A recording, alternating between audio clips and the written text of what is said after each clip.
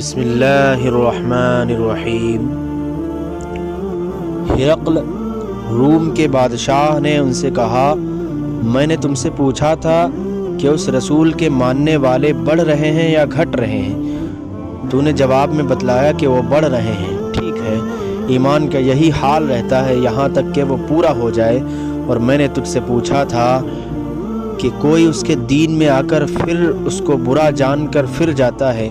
تو نے کہا نہیں، اور ایمان کا یہی حال ہے، جب اس کی خوشی دل میں سما جاتی ہے تو پھر اس کو کوئی برا نہیں سمجھ سکتا۔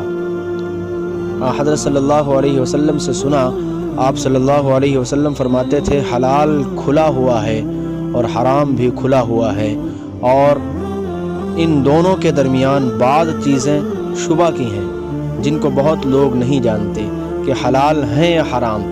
پھر جو کوئی شبہ کی چیزوں سے بھی بچ گیا اس نے اپنے دین اور عزت کو بچا لیا، اور جو کوئی ان شبہ کی چیزوں میں پڑ گیا اس کی مثال اس چرواہے کی ہے جو شاہی محفوظ چراگاہ کے آس پاس اپنے جانوروں کو چرائے۔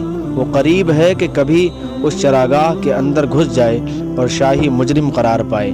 سن لو، ہر بادشاہ کی ایک چراگاہ ہوتی ہے، اللہ کی چراگاہ اس کی زمین پر حرام چیزیں ہیں، پس ان سے بچو۔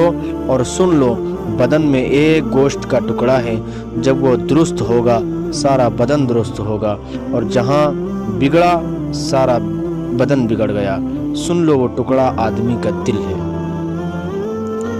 میں عبداللہ بن عباس رضی اللہ عنہما کے پاس بیٹھا کرتا تھا، وہ مجھ کو خاص اپنے تخت پر بٹھاتے۔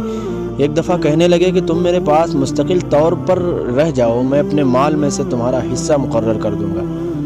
تو میں 2 ماہ تک ان کی خدمت میں رہ گیا۔ پھر کہنے لگے کہ عبد القیس کا وفد جب حضرت صلی اللہ علیہ وسلم کے پاس آیا تو آپ نے پوچھا کہ یہ کون سی قوم کے لوگ ہیں یا یہ وفد کہاں کا ہے؟ انہوں نے کہا کہ ربیعہ خاندان کے لوگ ہیں۔ آپ صلی اللہ علیہ وسلم نے فرمایا، مرحبا، اس قوم کو یا اس وفد کو نہ ذلیل ہونے والے نہ شرمندہ ہونے والے، یعنی ان کا آنا بہت خوب ہے۔ وہ کہنے لگے، اے اللہ کے رسول، ہم آپ کی خدمت میں صرف ان حرمت والے مہینوں میں آ سکتے ہیں کیونکہ ہمارے اور آپ کے درمیان مضر کے کافروں کا قبیلہ آباد ہے۔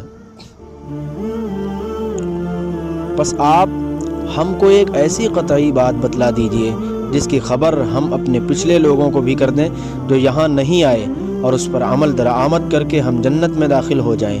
اور انہوں نے آپ سے اپنے برتنوں کے بارے میں بھی پوچھا۔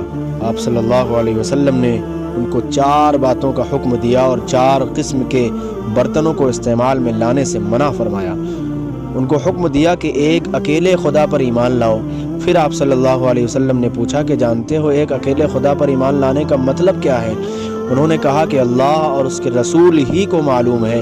آپ نے فرمایا کہ اس بات کی گواہی دینا کہ اللہ کے سوا کوئی معبود نہیں، اور یہ کہ حضرت محمد صلی اللہ علیہ وسلم اس کے سچے رسول ہیں، اور نماز قائم کرنا اور زکوٰۃ ادا کرنا اور رمضان کے روزے رکھنا اور مال غنیمت سے جو ملے اس کا 5واں حصہ مسلمانوں کے بیت المال میں داخل کرنا، اور 4 برتنوں کے استعمال سے آپ صلی اللہ علیہ وسلم نے ان کو منع فرمایا، سبز لاکھی مرتبان سے اور کدو کے بنائے ہوئے برتن سے، لکڑی کے کھودے ہوئے برتن سے اور روغنی برتن سے، اور فرمایا کہ ان باتوں کو حفظ کر لو اور ان لوگوں کو بھی بتلا دینا جو تم سے پیچھے ہیں اور یہاں نہیں آئے ہیں۔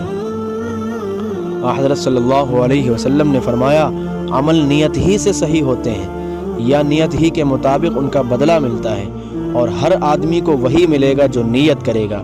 بس جو کوئی اللہ اور اس کے رسول کی رضا کے لیے ہجرت کرے اس کی ہجرت اللہ اور اس کے رسول کی طرف ہوگی، اور جو کوئی دنیا کمانے کے لیے یا کسی عورت سے شادی کرنے کے لیے ہجرت کرے گا تو اس کی ہجرت انہی کاموں کے لیے ہوگی۔ انہوں نے حضرت صلی اللہ علیہ وسلم سے کہ آپ نے فرمایا، جب آدمی ثواب کی نیت سے اپنے اہل و عیال پر خرچ کرے پس وہ بھی اس کے لیے صدقہ ہے۔